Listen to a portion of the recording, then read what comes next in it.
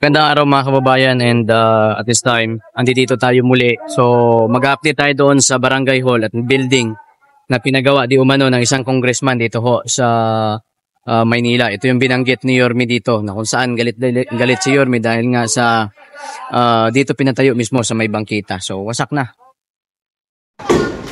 So ito na mga kababayan ang kasalukuyang update doon sa building na pinatayo ng isang congressman, no? Ito yung isa sa mga binanggit ni Yorme na kung saan nga po talagang galit na galit si Mayor dahil itong ang building ho na ito ay pinatayo mismo diyan sa may bangkita. Kita nyo mga kababayan, ayan, no?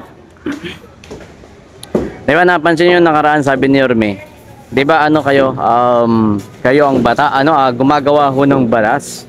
Diba? Bakit kayo nagpapatayo ng building sa lugar na against the law, no? At ang mahirap pa dito mga kababayan ko, pansinin po ninyo dahil ayan, no, pansinin niyo yung school, ayan, and katabing-katabi talaga nitong building ho na ito. Actually, bagong tapos na bagong giba, no? And okay, maganda ang pagkagawa pero di hamak ko na grabe ho ang laki din talaga ng budget nito.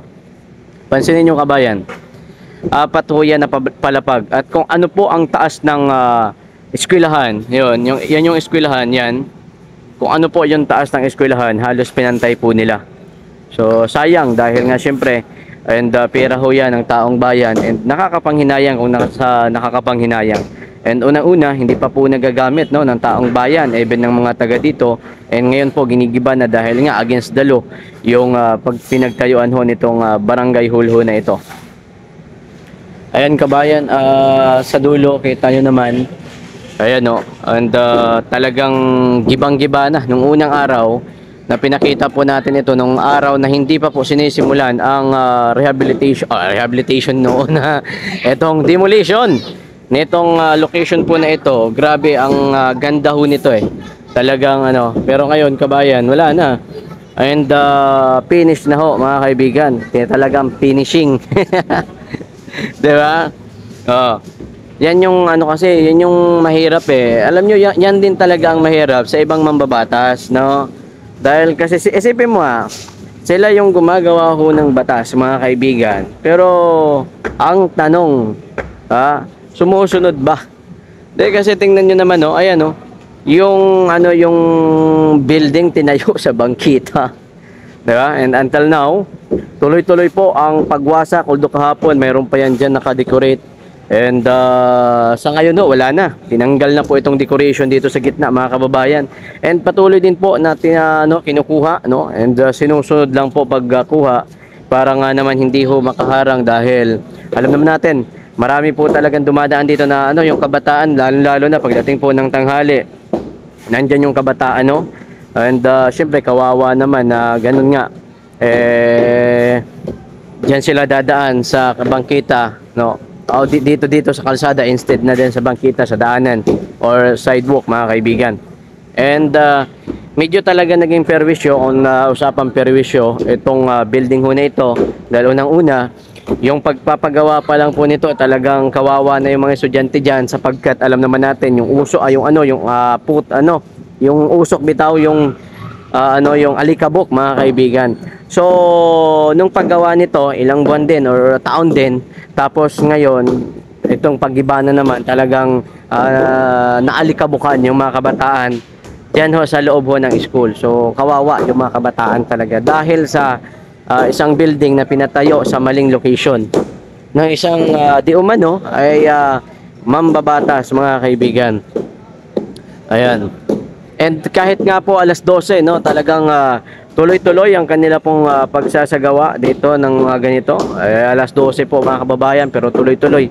Halos walang pahinga upang mabilis na matapos at masira itong na ito at maging maluwag na po dito sa location na ito. Hindi pansinin nyo kasi napakaganda ng napakaganda ng lugar ho na ito. Tapos may school, ayan. So hindi ko din talaga lubos maisip na bakit ganun, no? Pinatayo ho nila dito mismo ho sa eskwelahan and nahaharangan yung eskwelahan No, isipin mo yan mga kababayan, ano bang yan? Ano bang utak meron, no? Alam mo, di ba, ganun. Anong utak meron na bakit sa eskwelahan pinatayo? Ayan, no, yung dilaw po sa taas, yan yung pinakatuktok po ng school. Ayan, ito yung school, yan dilaw ho na yan. Ito naman, mahaba din kasi. May kahabaan din po eh. So, dyan ka ho magtaka mga kababayan, na isang mambabatas, yan yung problema sa Pilipinas eh. Na sometime kasi, yung mga gumagawa ho ng batas, sila mismo ang lumalabag. No? Kawawa ho ang mga Pilipino. Kapag ka ang mahirap naman, lumabag sa batas ng ginawa ho nitong mga mambabatas, abay durog. No? At katulad ho nito mga kababayan, no? Wala na. Ilang milyon ho yan, tax ng taong bayan mga kababayan. Diba? Mali ang location na pinagtayuan. Oh. Tingnan mo, ano sabi ni Yorme? Tatayo-tayo kayo ng barangay hall ng isang building na sa tapat ng eskwelahan at sa sidewalk. Para ano? Para kayo ay masabi lang ng mga tao na mayroon kayong ginawa, makita ng mga tao na may ginagawa kayo. Ha? Ganun ho ang sinabi ni Mayor Isko, mga kababayan.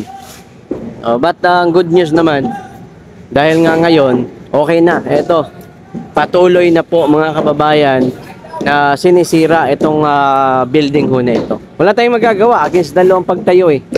Yung tinayuan. Ganun talaga. Against the law eh.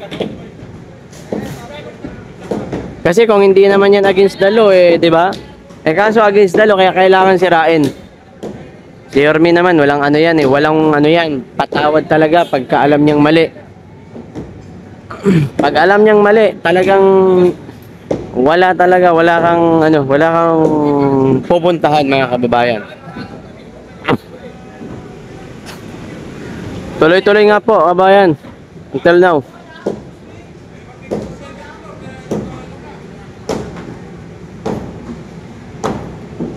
Dito naman kabayan, no, talagang tuloy-tuloy ang pagbasag, oh.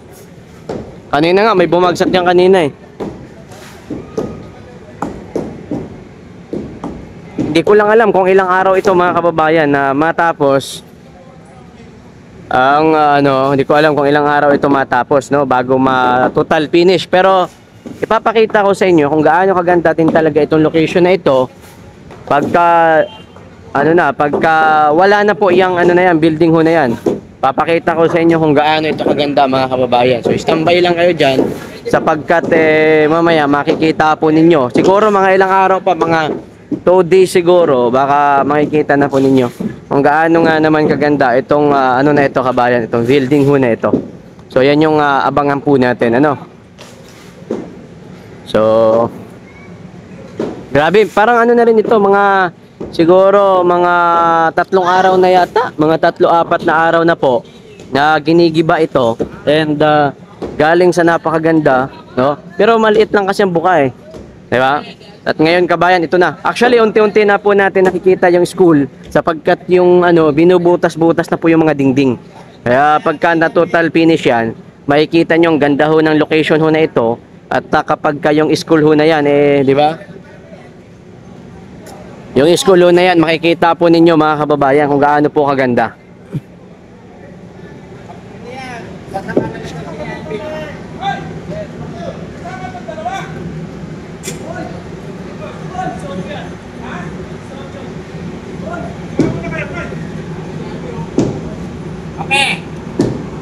Ayan. So, magbibigay po tayo kabayan ng susunod po na update, no? Sa mga susunod po na araw, siguro total finish na ito. And pagka na-finish na ito, makikita nyo kung gaano kaganda itong lugar ho na ito kabayan. So, mayroon na pong sidewalk kapag kayang po ay total na pabagsak na. Kasi siguro naman mga ilang araw, bagsak na lahat yan kabayan. At kapag bumagsak na yan, makikita nyo na po kung gaano kaganda dyan.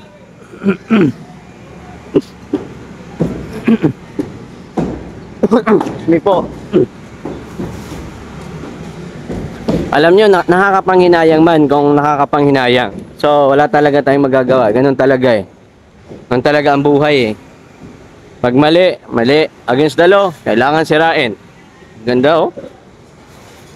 Nakakapanghinayang kung saan nakakapanghinayang, kabayan. And tuloy-tuloy naman po, kabayan, ang paghahakot. Kumbaga, yung mga nakukuhang debris sa taas, di ba? So, hindi po sila kumbaga hindi nila hinahayaan na mas lalong dumami yung mga debris dito, yung mga simento na galing dyan sa taas. So, ang ginagawa po nila, mga kababayan, pagka meron na, pag sakto na, so tinatanggal na po kaagad and nilalagay na doon sa location na yun nga, para doon sa tamang location itong mga bato-batuho na ito. Sayang no? Sayang. Ayun na, mga kababayan, and hinahakot na nga po ito dito sa location na ito. And sa taas naman ay patuloy po until now ang pagwasak sa mga simento. Mga kaibigan, mayroon pong gumagawa sa third floor, mayroon pong gumagawa sa second floor, and syempre, kabayan, sa fourth floor naman kunti na lang, and halos mapabagsak na yung taas, mga kaibigan. Although malaki na yung nabawa sa taas, oh. Kita na nga kasi yung school nung nakaraan kasi hindi makita yan kasi kung gaano kataas yung dyan, hanggang dyan yan yung harang, but kita nyo naman, nakikita na yung bubong ho ng school. But sa ngayon, abang-abang pa po tayo dahil mga ilang araw siguro simula ngayon, abay makikita na po natin na talagang totally down itong building ho na ito. Alam nyo, kabayan, kayo man magbibigay ho, pakiusap lang, magbigay kayo ng inyong mga komento, mag-iwan kayo dyan sa baba, no, kung ano yung inyong mga komento sa mga ganitong eksena na yung isang di umanong mambabatas ay pinagpagawa ng building dito po sa bangkita, no? So anong opinion nyo? So magbigay kayo ng inyong mga opinion dyan sa baba ng ating video nang sa gayon ay di ba? So mabigyan po natin ng ng iba't ibang opinion itong sitwasyon na ito.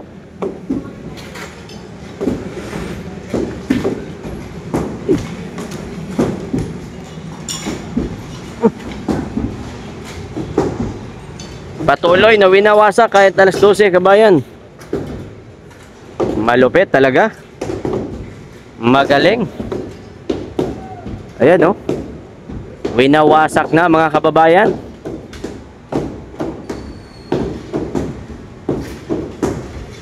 Kabila kanan yung nagwawasak.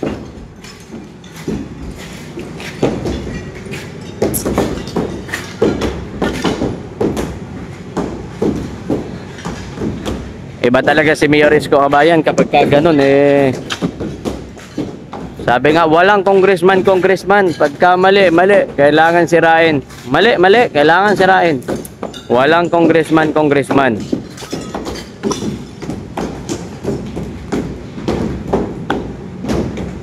Grabe, sa taas, oh. Wasak na yung taas, kabayan. Ayan.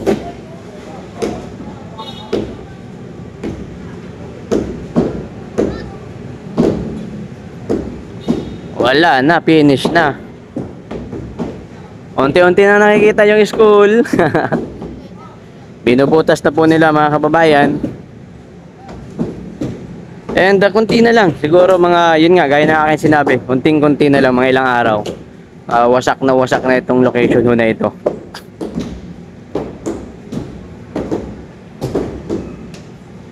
Grabe,